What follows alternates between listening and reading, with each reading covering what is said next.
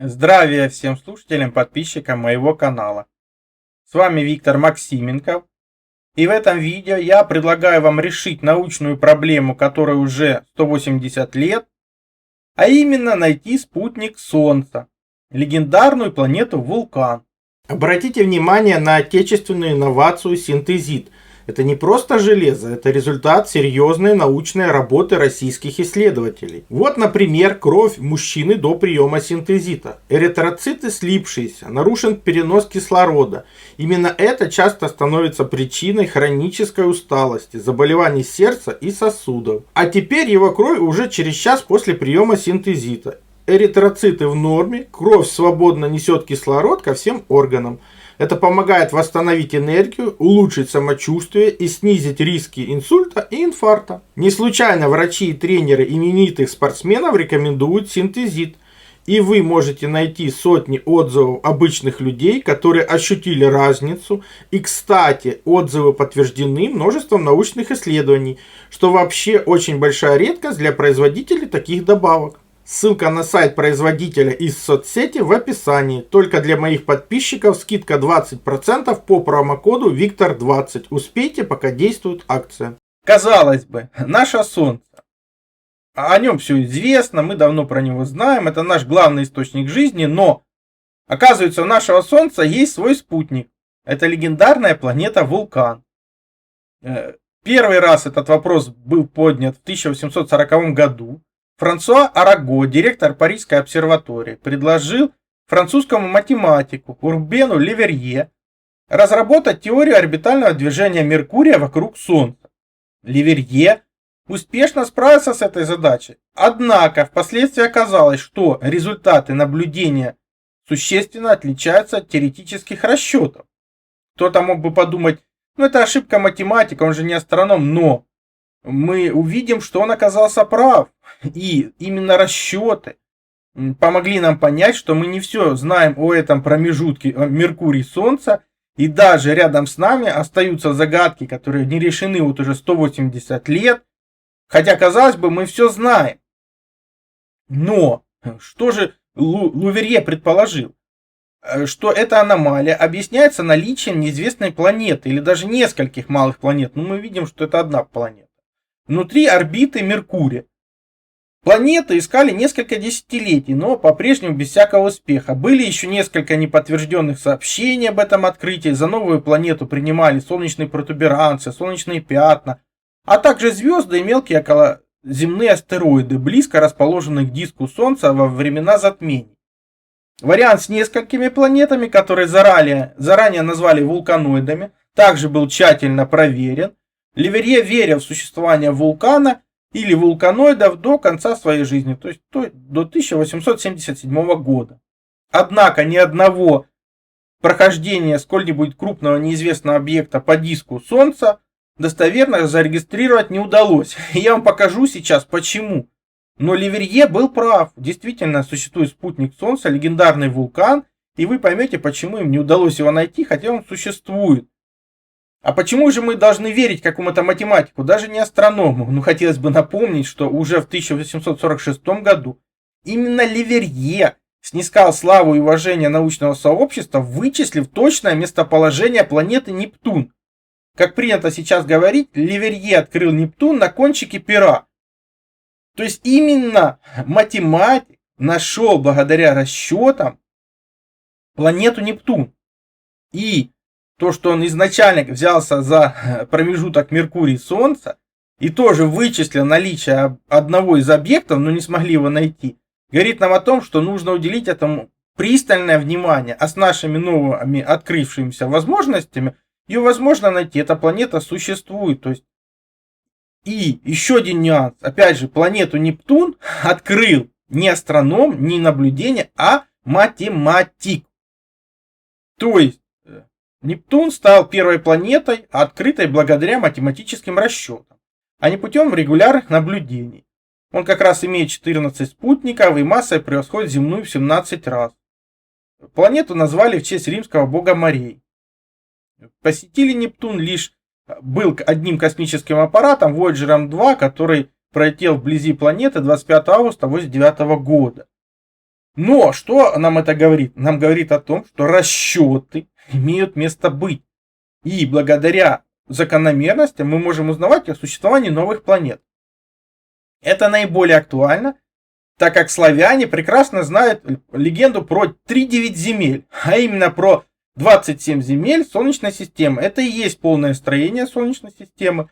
Сейчас наука признает то 8, то 9 планет Солнечной системы. На самом деле их 27. И опять же, я это доказал расчетами. Показал, что сейчас наука знает, например, по Плутон. Но за Плутоном уже пошла Земля Велеса, Семаргла, Одина, Лады. То есть существует действительно 27 этих планет. Мы действительно знаем из них из расчетов. Эти расчеты я же подтвердил в современном мире, используя именно древние календарные системы. Именно сибирскую календарную систему, Ачинский жезл, шапки-невидимки, которые через 20 тысяч лет сделали та же школа, то есть продолжение этих традиций астрономических. Малтынский календарь содержит как раз модель Солнечной системы. То есть это все расчетно подтверждено. Наличие еще 27 земель. Я делал об этом видео, все ссылки на материалы в описании.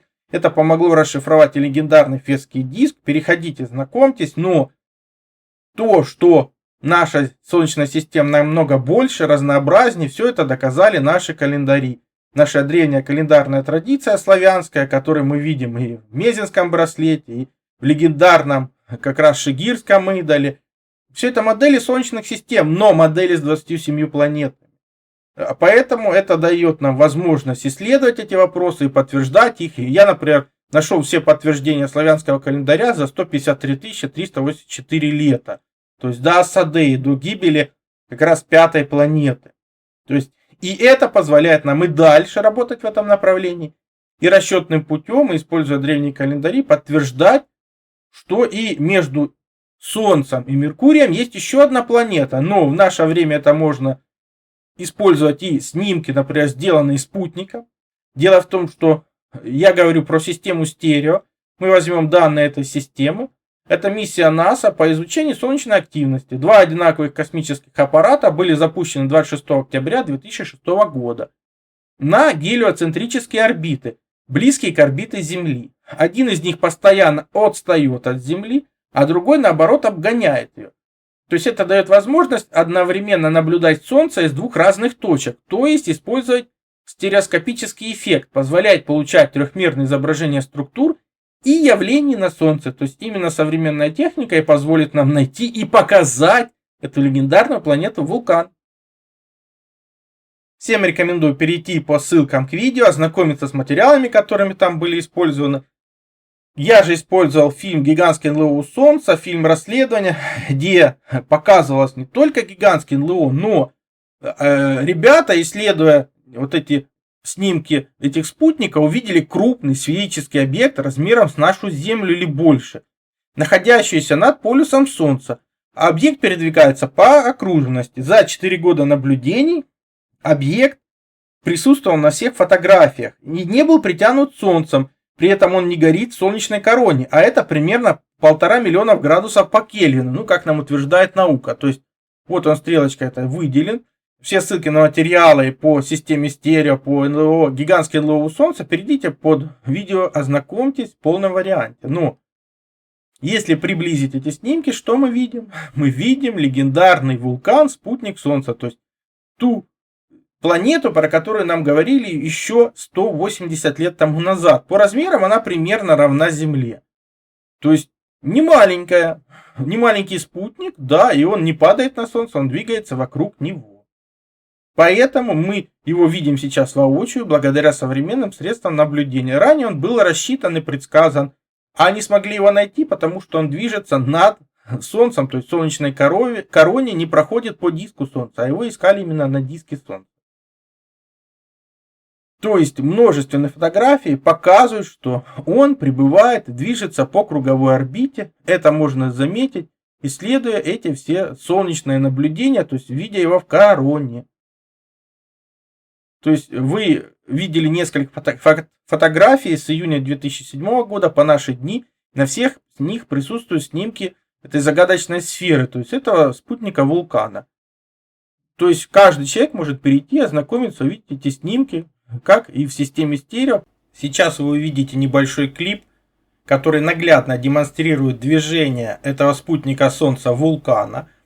А именно для того, чтобы создать этот клип, взяты снимки как раз спутников, которые наблюдают за Солнцем за 1, 5, 10, 15, 20, 25 число каждого месяца. То есть снимки за каждые 5 дней, причем на протяжении 4 лет. То есть с 1 июня 2007 года по 1 февраля 2011 года. И все это показано в фильме «Гигантский НЛО у Солнца». Перейдите, посмотрите, можете подписаться, потому что все ссылки на информацию, как всегда, в описании. Где мы увидим, что спутник Солнца, вулкан, существует, он движется по стационарной орбите, его никуда не притягивают, он никуда не удаляется, он действительно есть и находится на своем месте. Ну вот смотрим этот клип. Пожалуйста, видите, вот он двигается, то есть перед нами множество фотографий за 4 года, и мы видим, что он никуда не девается, двигается по круговой орбите, находится в короне Солнца фактически, и движется над одним из полюсов Солнца. То есть он существует действительно. Легендарный спутник вулкан, легендарная планета, она, то есть на 2011 год все было на месте, все продолжало движение, все двигалось в короне Солнца. То есть и даже авторы фильма считают, что этот легендарный вулкан выполняет роль маяка для наведения на Солнце автоматических аппаратов, этих гигантских НЛО. Казалось бы, ну это вообще фантастика. Только что нашли фантастический вулкан, а тут еще и гигантский НЛО, который ориентируется на него как на маяк. Но вспомните, даже мы на Земле лучше всего движемся, когда ориентируемся по звездам. То есть ориентация по звездам, она известна с древних времен, на нее ориентировались все путешественники. Тем более, если вы путешествуете в космосе, вы куда будете ориентироваться? Да, действительно, на звезду. А вполне вероятно, что для этого и нужен этот маяк, это целая планета, вулкан. Но то, что на Солнце падают гигантские объекты, наука их называет, конечно, кометами, но обратите внимание, эти кометы дают также наблюдение за этим Солнцем, эти спутники, но факт в чем? Когда эта комета приближается к Солнцу, она останавливается и начинает распадаться, но распадается на автоматические аппараты. Поэтому авторы фильма действительно правы. Я уже тоже делал фильм гигантский не только НЛО у Солнца, а обитаемое Солнце. То есть Солнце наше обитаемое, там живут леги, люди-гиганты. Перейдите по ссылкам в описании, познакомьтесь, потому что, смотрите, это так называемая комета. Авторы фильма, например, называют ее стержень, ее длина 1 400 000 километров. И когда она приближается к Солнцу, она начинает распадаться на аппаратики маленькие. Множество аппаратов, которые потом падают в Солнце. То есть вполне вероятно, что эти аппараты, они не просто автоматически, а обитаемые и управляются людьми-гигантами. Почему людьми-гигантами? Потому что, все-таки размер аппаратов тоже гигантский. Видно, что они искусственные, что это не какие-то глюки-системы. Они симметричны, искусственные и имеют гигантские размеры. То есть со всеми поправками эти аппараты имеют сами размер от 1,5 до 3 тысяч километров. И поэтому вполне вероятно, что ими управляют люди-гиганты, то есть люди примерно 50-метрового роста. Есть еще снимки и наблюдения за Солнцем, где мы видим гигантские НЛО, то есть не просто там 1,5-3 тысячи километров, а именно размером с целую планету, которые заправляются у Солнца. Чем же они заправляются? Вполне вероятно, что гелием-3. Например, на Солнце его больше всего, на Луне его много, а на нашей Земле мало, может наоборот мы его уже весь использовали. То есть это реально топливо будущего считается, оно имеет гигантский потенциал, при этом у него нет радиоактивности. Почему они не могут заправляться водородом или тем же гелием-3, эти гигантские аппараты? Вот множество этих снимков, благодарю тех, кто присылает мне эти фотографии, наблюдения, где мы видим гигантские объекты. Это не планеты, не луны, не кометы, это гигантские объекты, которые двигаются к Солнцу и уходят от Солнца. Подобных наблюдений множество. И эти аппараты позволяют найти не только легендарную планету, вулкан, наши спутники сейчас, и наблюдать активность живого Солнца. Обратите внимание, белой стрелкой я выделил так называемую комету, но, что самое интересное, этот стержень, впереди у него есть крылья. То есть не легендарные ли это ангелы, то есть леги, то есть или определенные средства передвижения, когда есть, скажем так, головной аппарат, который тянет все эти торговые суда, например. То есть видно, что здесь есть крылья. Все ссылки на материалы в описании. А вот стержень разгрузили, например, и главный аппарат покидает наше Солнце, идет, например, за новой партией поставок чего бы то ни было. То есть видно, что это не кометы, потому что есть крылья, и не планеты. Планеты выглядят совершенно по-другому. И все ссылки на материалы, как всегда, в описании, а здесь мы видим, как этот аппарат поворачивает под прямым углом. То есть он движется по силовым линиям, поэтому он так и может на большой скорости поворачивать. То есть никакие кометы, природные объекты так себя не ведут, кроме как искусственные. Все это я уже показывал в фильмах «Цивилизация на Солнце», 50-метровые асуры-русы, то есть мы их потомки. Поэтому перейдите, посмотрите, ознакомьтесь, там, где эти все факты представлены. И показано, что и на нашей Земле присутствуют летающие города, то есть Олимпы, летающие цивилизации, или боги, которых мы их называем. То есть они имеют просто больше возможностей, чем мы, больший рост, большую продолжительность жизни. Ну давайте делать выводы. Есть все основания полагать, что у Солнца в его короне имеется планета-спутник, легендарный вулкан, поиски которой наука ведет уже более 180 лет. Так, в 1840 году Франсуа Араго, директор Парижской обсерватории, предложил французскому математику Урбену Леверье разработать теорию орбитального движения Меркурия вокруг Солнца. Леверье успешно справился с этой задачей, однако впоследствии оказалось, что результаты наблюдений существенно отличаются от теоретических расчетов.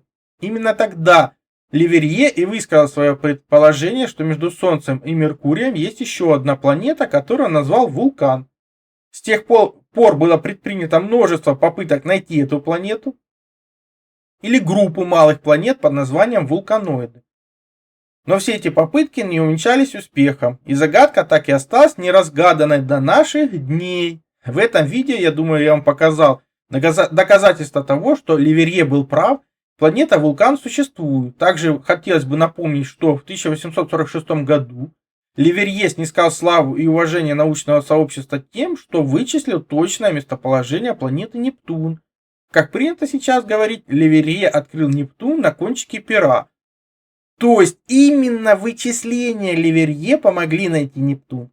А значит, вычисления по вулкану тоже имеют все основания быть подтвержденными, но уже с помощью современных средств наблюдения. Поэтому для нахождения вулкана мы используем снимки, полученные от спутников системы стерео. Это миссия НАСА по изучению солнечной активности. Два космических аппарата, которые запустили 26 октября 2006 года на гелиоцентрические орбиты, близкие к орбите Земли. Один из них постепенно отстает от Земли, а другой, наоборот, обгоняет ее. Это дает возможность одновременно наблюдать Солнце с двух разных точек, то есть использовать стереоскопический эффект, позволяющий получать трехмерное изображение структур и явлений на Солнце. Именно эти снимки позволяют нам наблюдать в солнечной короне легендарную планету Вулкан, которая по своим размерам равна Земле, и при этом на протяжении всех лет наблюдений данная планета не исчезла, не была притянута Солнцем и не изменила траектории своего круглого движения над полюсом Солнца, поэтому она и существует.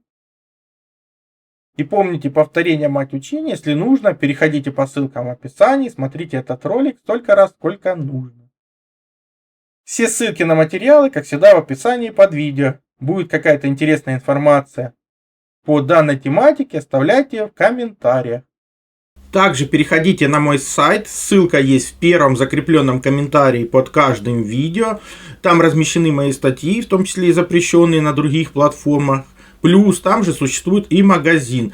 Магазин существует для тех, кто хочет и может поддержать мою деятельность, для того, чтобы я ее и продолжал. Я же смогу вам содействовать в том, чтобы вы узнали свое предназначение по дате рождения, либо освоили силу живой воды, проводили измерения, которые помогут понимать, что вы едите, что пьете. Плюс получили лучшие натуральные витамины, именно Иван-чай. Плюс, опять же, сила живой воды – это водород и озон. Именно эти две структуры воды помогают нам сохранить здоровье и вылечиться от любых болезней, потому что они универсальны, подходят как одному человеку, как и всем членам семьи, и один раз купленные не требуют других расходников. Плюс, например, детектор электромагнитного излучения. Мы все живем в городах, а там огромное количество электромагнитных полей, и имея эти простые измерительные приборы, вы сможете не попадать под их влияние, а значит будете меньше болеть и дольше просто проживете без лекарств.